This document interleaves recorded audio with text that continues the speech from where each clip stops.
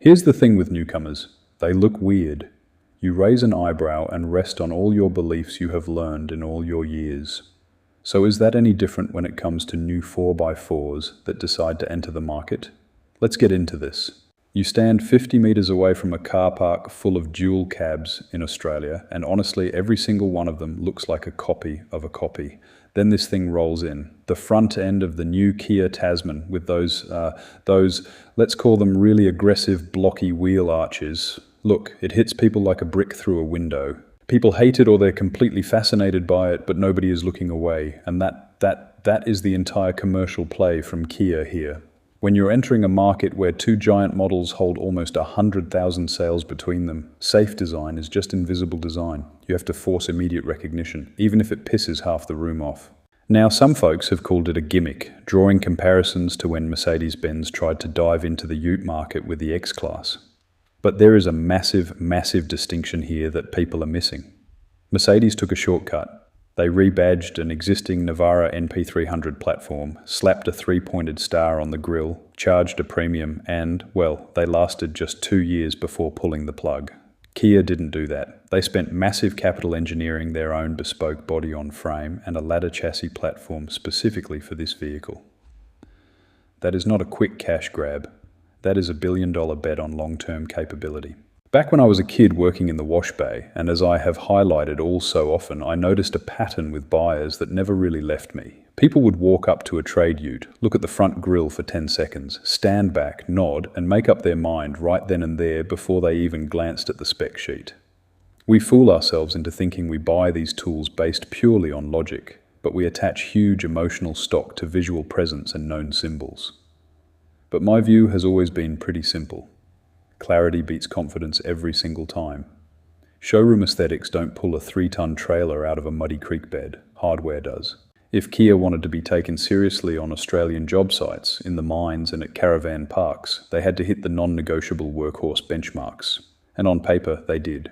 You get 3.5 tons of maximum braked towing capacity, a maximum tow ball download limit of 350 kilos, and a payload rating sitting right around 1,000 kilos depending on the specification. That puts it squarely in the game with Ranger, Hilux, D-Max, and Triton. Let's take a closer look at the actual off-road and mechanical hardware Kia is bringing to the fight. Anyone who has spent real time in the bush knows that pulling power on paper is only half the battle. You need 4-wheel drive systems that engage without fuss and hardware that keeps momentum when traction vanishes. Triton brings a center and rear differential lock. Ranger packs a rear diff lock with an electromechanical clutch pack simulating a front lock. Hilux, D-Max and BT50 all offer proven rear diff locks.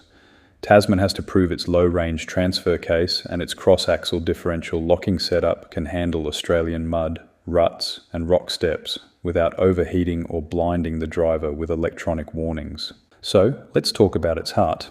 Under the bonnet sits a 2.2-litre turbo diesel 4-cylinder engine making 154 kilowatts of power and 440 newton-meters of torque, paired with a proper 8-speed torque converter transmission. Now, that power output is respectable, but 440 newton-meters leaves it a bit outgunned on torque when you stack it against the heavy hitters in the segment, especially under heavy load. And early driving feedback on pre-production models revealed a few wrinkles. On a moderate off-road climb with sharp corners, testers actually found the low-range transmission calibration struggled, leaving the vehicle momentarily stuck until the electronics sorted themselves out. Plus, there's been reports in volume that the soft front suspension tuning is going to need some serious work to handle corrugated dirt tracks without bouncing around. When you look at the culture around Australian dual cabs, brand loyalty isn't just strong, it's almost religious. Traditional buyers carry decades of ingrained trust in badges like Hilux or Ranger.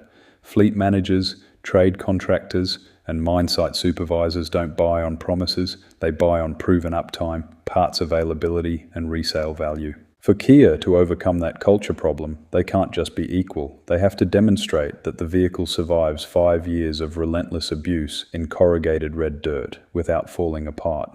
A 5-star safety rating is an absolute prerequisite to get onto corporate buy lists, but site toughness is proven in the dirt, amongst those who tough it out more than most. The The good news for local buyers is that Kia didn't just tune this thing on a computer screen in Seoul. They actually had an Aussie working in the Kia skunkworks who knows exactly what he is doing, recalibrating and testing the chassis specifically for local conditions. Alike to what Australian manufacturers always did once upon a time, quoting Ford and Holden here of yesteryears.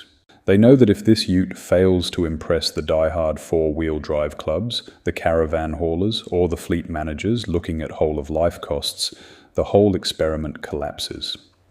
Building actual off-road credibility in this country takes years of proven reliability, not just a flashy media release and some overly odd style lines. But where the Tasman starts making a very sharp economic argument is in the middle of the range. The mid-spec Tasman SX Plus undercuts a similar Ford Ranger XLT by roughly $8,000. Now, that is a saving. In a market where buyers are feeling squeezed on every front, an $8,000 gap is not pocket change. It is a massive buffer that buys a lot of aftermarket equipment, fuel, or wanted accessories. That mid-tier value proposition is where Kia has quietly carved out a real market share. However, when you push up to the top end, the math gets a lot tighter. The flagship Tasman X Pro sits at $74,990 excluding on-road costs. At that price point, it is line ball with the highly regarded Ford Ranger Wildtrak. When you are asking buyers to hand over $75,000 for an unproven badge in the ute segment, you can't rely on a price discount anymore. Kia is relying heavily on an elevated interior experience and tech stack to lure buyers away, because dollar for dollar, the badge hierarchy in Australia is tough to break. Let's look at the sheer numbers to keep our expectations grounded though. Ford sold nearly 58,000 Rangers in 2025. Toyota sold just under 52,000 Hiluxes. The Tasman hasn't arrived in its full swing until just now, 2026. So it has not been taken as a threat to the top two spots, but what it will continue to do is skim curious private buyers away from established second-tier players like Triton, D-Max, Amarok and BT50. When you weigh up all these factors, the Kia Tasman represents one of the most interesting market experiments we've seen in Australia for years. It doesn't need to knock off the Ranger or Hilux from their perch tomorrow to be a massive commercial success for Kia. If it offers genuine durability, keeps undercutting key rivals on mid-tier value, and gives buyers a high-tech cabin that makes long highway stints effortless, it will establish a solid beachhead on our shores. But as always, in this sunburnt land, the ultimate test won't be in the showroom. It will be at the end of every dirt highway, every watering hole, and every campsite across the country, just like the ad suggested on TV. And with all the celebrities weighing in for support, I mean the celebrities I deal with day to day in this industry are feeling the same about it. Admittedly, it does drive good. So it really comes down to this. If and when the initial shock of that exterior design wears off and the intrigue of the tech comforts dissipate, will Aussie ute buyers judge the Tasman on its actual workplace performance and value, or will brand tradition dictate their choices like it always has? Time will tell. But at least the market finally has a genuine disruptor to think about. That's it for me today. We'll talk soon again on The Vin Report. Thanks, listeners.